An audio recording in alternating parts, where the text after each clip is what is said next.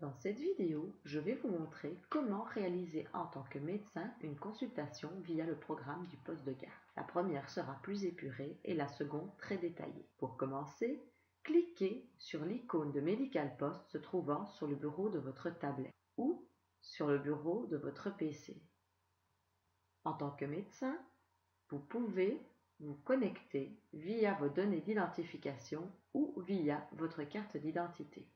Votre nom d'utilisateur est votre adresse mail, votre mot de passe est votre prénom en minuscules, sans accent ou caractères spéciaux, plus les chiffres 2 à 5 de votre numéro INAMI. Mon adresse mail c'est celine.waller@pcsol.be. Mon mot de passe c'est Celine sans accent.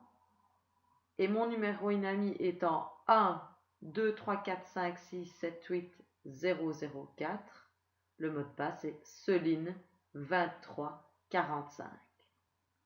Vous pouvez également vous connecter via votre carte EID. L'avantage de cette connexion est qu'une session se crée pendant 12 heures et vous ne devrez donc plus vous reconnecter avant celle-ci durant ce laps de temps. En effet, le programme est prévu de façon à ce que lorsqu'un utilisateur se connecte avec sa carte EID, son certificat d'identification de sa carte combiné au certificat IELTS du poste de garde lui permet d'accéder aux prescriptions, récipients et aux summaires en toute sécurité. Une fois que votre carte EID est insérée, tapez votre code PIN, puis cliquez sur Connexion via EID. Vous choisissez si c'est un profil de semaine ou de week-end. Nous choisirons week-end. Et vous choisissez le poste de garde. Nous choisirons EPEN. Dans cette fenêtre, vous voyez la liste de travail. Choisissez le prochain rendez-vous. Dans le résumé qui s'ouvre, vous voyez apparaître les infos de contact du patient. L'adresse que l'on voit est celle à laquelle vous devrez vous rendre pour votre visite à domicile, ainsi que le motif de cette visite. Cliquez sur « Visite à domicile » pour ouvrir celle-ci. Pour commencer, encodez un motif. Nous allons encoder « nausée ». Vous pouvez inscrire des plaintes et vous pouvez également prescrire une demande d'examen technique, comme par exemple un test de grossesse. Et vous enregistrez. Comme diagnostic, nous encodons grossesse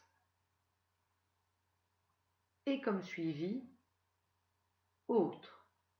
L'information de suivi, vous pouvez la signaler, donc par exemple visite chez le gynécologue.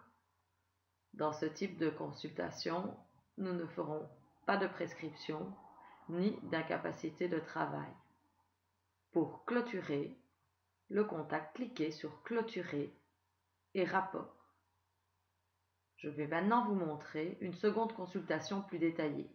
Choisissez le prochain rendez-vous. Dans le résumé qui s'ouvre, vous voyez apparaître les infos de contact du patient, ainsi que le motif de la visite. Cliquez sur Consultation pour ouvrir celle-ci. Je vais pendant cette consultation passer en revue toutes les informations que vous pouvez encoder, mais seules celles marquées d'un point d'attention sont obligatoires. En bas à droite de l'écran, vous voyez apparaître les avertissements du dossier patient, tels que les allergies et si un summaire est disponible pour ce patient. Pour commencer la consultation, encodez un motif. Maux de tête.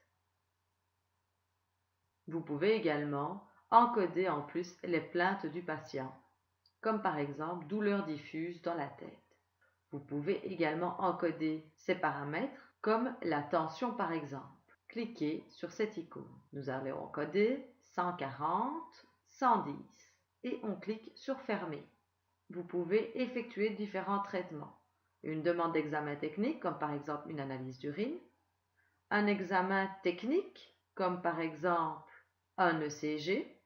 Un traitement, il y en a différents types, comme par exemple une suture ou une fenestration. Vous pouvez choisir ce que vous souhaitez et enregistrer pour sauver. Et vous pouvez également prescrire des vaccins ou injections, ici du Boostrix. Vous encodez ensuite le diagnostic. Nous allons noter hypertension. Des conseils éventuels pour le patient. le suivi et information de suivi si besoin. Donc on va mettre renvoi chez le médecin traitant. Nous pouvons mentionner la qualité du triage et des infos complémentaires et le degré d'urgence si vous le souhaitez.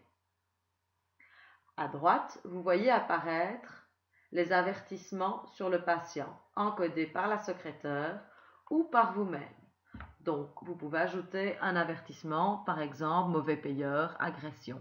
Pour l'ajouter, vous cliquez simplement sur Ajouter. Vous pouvez ensuite encoder une prescription. Ici, on va encoder Zestril 28 x 5 mg et nous allons lui prescrire 2 fois par jour. Et cliquez sur Ajouter.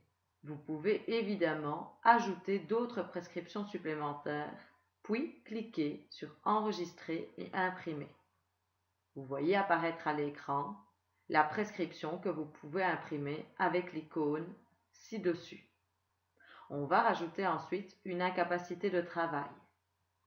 Donc c'est une incapacité de travailler pour cause de maladie. Nous allons lui donner 2 jours et pour imprimer, cliquez sur Enregistrer et imprimer. Vous voyez apparaître à l'écran l'incapacité de travail et vous pouvez l'imprimer avec le bouton en haut à droite. Cliquez sur Fermer pour fermer l'incapacité. Nous rédigeons ensuite un rapport de consultation. Vous cliquez sur Rapport et vous avez toute une série de rapports de consultation, lettres de renvoi, d'imagerie médicale, d'agression physique, agression sexuelle ou administration de médicaments. Nous prenons Rapport de consultation. Vous voyez apparaître à l'écran le rapport de consultation rédigé. Vous cliquez sur la petite imprimante ci-dessus pour imprimer ou vous fermez le document. Ci-dessus, vous voyez apparaître différentes icônes.